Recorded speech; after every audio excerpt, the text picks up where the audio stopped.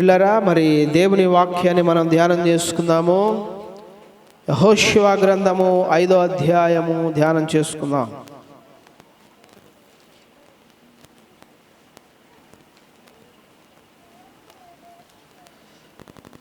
ఒకరు మైక్ తీసుకొని 9వ వచనం వరకు చదవండి.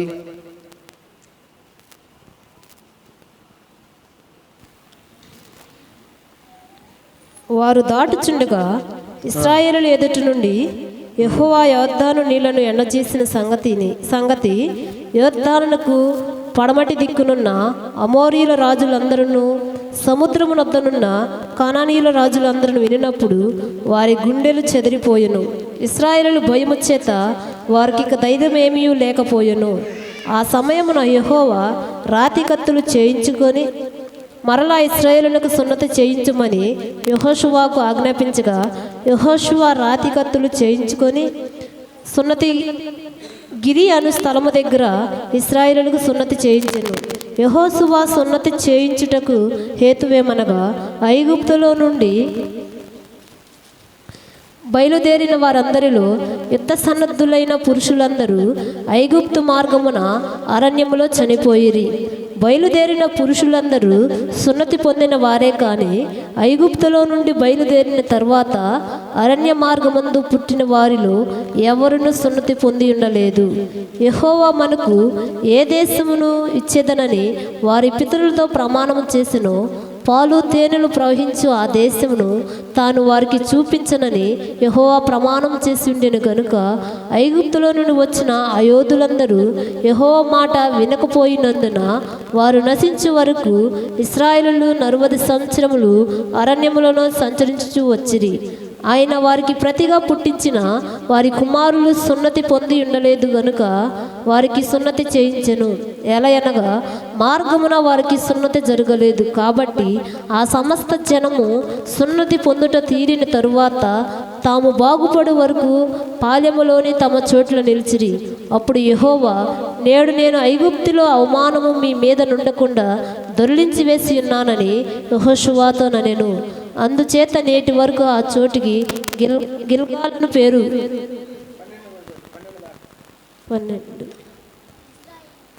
ఇశ్రాయేలు గిల్గాలులో దిగి ఆ నెల 14వ తేదీని సాయంకాలమున యెరికో మైదానములో పస్కా పండుగను ఆచరించిరి.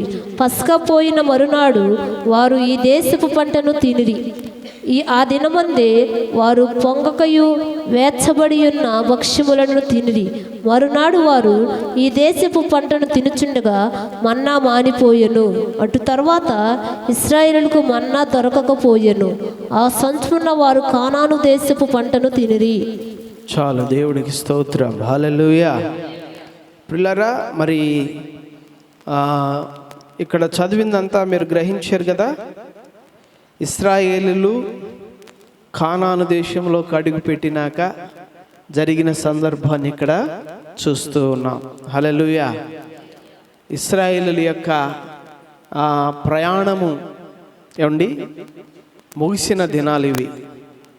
దేవుని యొక్క వాగ్దానాలు వారు స్వతంత్రించుకున్నటువంటి సంతోషకరమైన దినాలు. వారి ఆశ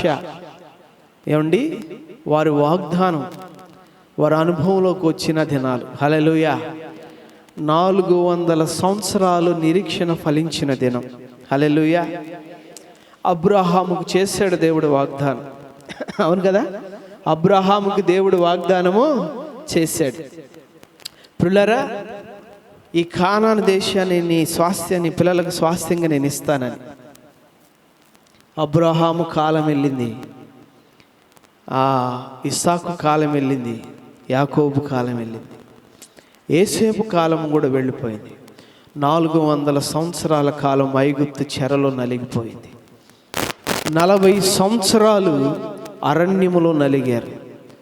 ఇలా లెక్క పెట్టుకుంటూ పోతే ఇన్ని 100 సంవత్సరాల యొక్క వాగ్దాన ఫలము, నిరీక్షణ ఫలము ఈరోజు వారి అనుభవంలోకి వచ్చింది. హల్లెలూయా. గమనించండి ప్రియులారా, ఎలాగైతేనేమి ఏటకేలకు 40 సంవత్సరాల అరణ్యంలో ప్రయాణం చేసినాక ఎన్నో పరిస్థితుల నడుమ దేవుని యొక్క వాగ్దానాన్ని వాళ్ళు ఏం చేశారంటే ఆ రోజున స్వతంత్రించుకున్నారు. హల్లెలూయా, హల్లెలూయా. గమనించండి, ఇది ఒక అద్భుతమైన దినాలు. ఇప్పుడు మనం చదువుకున్న సందర్భం గొప్పది. ఈరోజు దేవుడు ఒక అద్భుతమైన రీతిగా మనతో మాట్లాడుతున్నాడు. ఒక అద్భుతమైన రీతిగా దేవుడు మనతో మాట్లాడుతున్నాడు. ప్రియా దేవుని బిడ్డలారా, ఇక్కడ జరిగింది ఏంటంటే, మరి ఇశ్రాయేలీలు దేవుడిచ్చిన వాగ్దానాన్ని బట్టి కానాను దేశంలోనికి ప్రవేశించారు. అంటే వాగ్దాన దేశంలోకి ప్రవేశించారు. పాలు తేనెలు ప్రవహించే దేశంలోనికి ప్రవేశించారు. దేవుడు వాగ్దానం చేసి వారి పితరులతో మాట ఇచ్చిన ఆ దేశంలోకి వీళ్ళు అడుగు పెట్టారు. పిల్లరా, మరి వాళ్ళు అడుగు పెట్టినప్పుడు ఏం జరిగింది? అక్కడ రాయబడినటువంటి కొన్ని సంగతులు. పిల్లరా, వారికి సున్నతి జరిగింది. మరి అలాగే వారు పస్కాను అనుభవించారు. మరి అలాగే పిల్లరా, వారు ఆ దేశపు పంటను తిన్నారు. గమనించండి పిల్లరా, ఈ మరి చదివిన ఈ లేఖనాలన్నింటిలో ఒక విలువైన మాట ఏంటంటే, మరి ఇదంతా ఎక్కడ జరిగింది? ఏమండి, ఎక్కడ జరిగిందంటే ఎరుకోని వాళ్ళు గెలిచారు కదా. ఎరుకో నుంచి ఒక 3 కిలోమీటర్ల దూరంలో ఉన్న ఒక మైదాన ప్రాంతంలో ఈ యొక్క పరిస్థితి, అంటే ఈ యొక్క చరిత్ర అంతా కూడా జరిగింది. ఎక్కడ జరిగిందమ్మా? యోర్దాను దాటి ఎరుకో నుంచి ఒక 3 కిలోమీటర్ల దూరంలో ఒక మైదాన ప్రాంతంలో వీళ్ళు అక్కడ నివాసం చేశారు. పిల్లరా, మరి అక్కడ దేవుడు వాళ్ళతో మాట్లాడిన మాట, ఫస్ట్ మాట ఏంటంటే, వీరికి సున్నతి చేయించు. వీరికి ఏం చేయాలండి? సున్నతి చేయాలి. పిల్లరా, సున్నతి చేసినాక దేవుడు ఏమంటున్నాడంటే, ఏమండి 8వ వచనంలో లేకపోతే 9వ వచనంలో, అప్పుడు యెహోవా, నేడు నేను ఐగుప్తు అవమానం మీ మీద నుండకుండా దొర్లించి ఉన్నానని యెహోషువతో అనెను.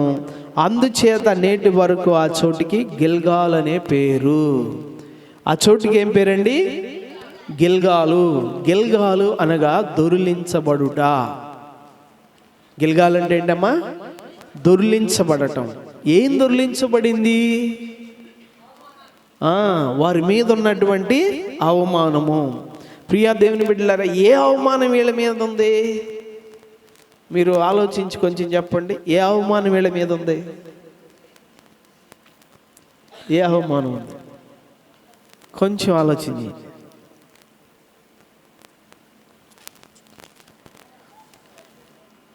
వీళ్ళ మీద ఏ అవమానం ఉంది?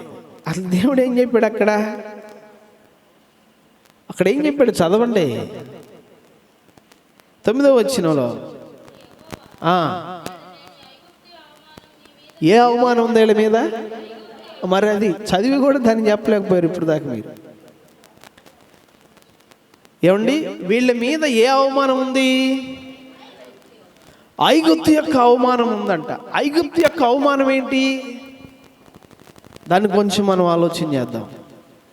ఐగుప్తు యొక్క అవమానం ఏంటి? గమనించండి.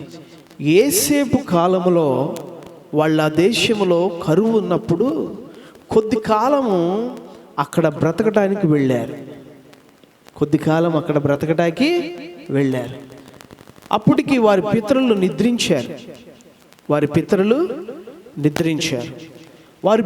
నిద్రించే సమయానికి వీళ్ళు విస్తరించి ఉన్నారు. వాళ్ళు పితరులు నిద్రించే సమయానికి వాళ్ళు ఏమయ్యారండి? విస్తరించి ఉన్నారు. అంటే బాగా అభివృద్ధి చెంది ఉన్నారు. 10ల్లో ఉన్న వాళ్ళ సంఖ్య 100ల్లోకి 1000ల్లోకి వెళ్ళింది.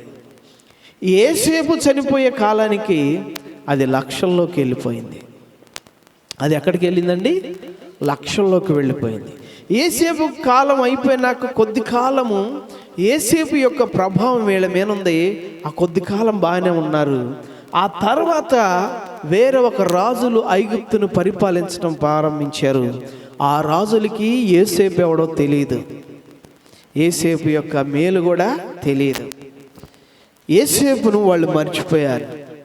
అప్పుడు ఈ ప్రజల వైపు చూసినప్పుడు వీళ్ళు ఎలాగున్నారంటే కొన్ని లక్షల మందిగా ఉన్నారు. ఎలా ఉన్నారమ్మా? ఫస్ట్ 72 మంది వెళ్ళారు. ఫస్ట్ వెళ్ళారు, గమనించండి. కానీ ఇప్పుడు ఎంతమంది అయ్యారు తెలుసా? ఏమండి, ఎంతమంది అయ్యారయ్యా అంటే లక్షల మంది అయ్యారు. ఈ లక్షల మందిని చూడగానే ఆ రాజుకి ఒక ఆశ పుట్టింది.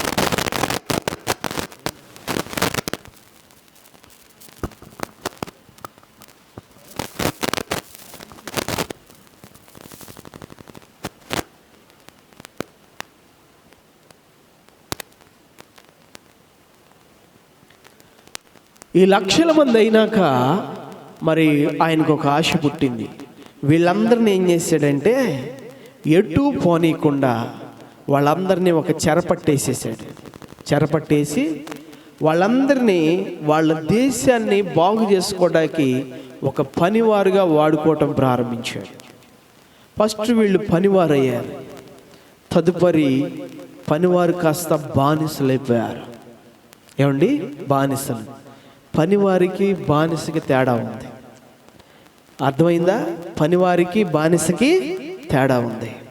పనివారంటే జీతాన్ని తీసుకొని చేసేవాళ్ళు. కొద్ది కాలం వీళ్ళకి జీతాలు ఇచ్చి పని చేయించుకున్నారు. అంటే వాళ్ళ యొక్క పట్టణాలు కట్టించుకున్నారు, వాళ్ళ పంటలు పండించుకున్నారు. ఏమండి, వాళ్ళ యొక్క దేశాన్ని బాగు చేసుకున్నారు వీళ్ళ ద్వారా, ఈ లక్షల మంది ద్వారా. అయినా వీళ్ళు ఏం అవుతున్నారంటే అభివృద్ధి అవుతూనే ఉన్నారు. ఆ రాజు వీళ్ళు అభివృద్ధి అయితే ఇంకెట్రా బాబు, ఏదో ఒక రోజున మనమేం తిరగబడతారు, మన శత్రు దేశంతో కలిసిపోతారు, మనకప్పుడు చాలా ప్రమాదం. కాబట్టి వీళ్ళంటే తగ్గించాలనుకొని వాళ్ళని ఇక బానిసలు చేసేసుకున్నాడు. వాళ్ళకి జీతం ఇవ్వటం కూడా మానేశాడు, ఆహారం పెట్టడం కూడా తగ్గించాడు. గమనించండి, వాళ్ళ పనులు వాళ్ళు చేసుకుంటానికి కూడా ఏ సహకారం ఇవ్వలేకపోయారు. ఇంకా వాళ్ళ పిల్లల్ని చంపేశారు, మగపిల్లలు పుట్టకుండా చేశారు, ఆడపిల్లల్ని బానిసలుగా చేసుకున్నారు. అర్థమైందా? ఏమండి, ఆడపిల్లలను బానిసగా చేసుకోవడం అంటే మామూలు విషయం కాదు. మీరు 10 కమాండ్ సినిమా చూశారు కదా, 10 ఆజ్ఞల సినిమా, దానిలో కొంచెం చూపించారు. ఏమండి, ఆడవాళ్ళు బానిసలుగా దొరికితే ఎలాగుంటుందో. ప్రియా దేవుని బిడ్డలారా, నానా రకాలుగా వాళ్ళని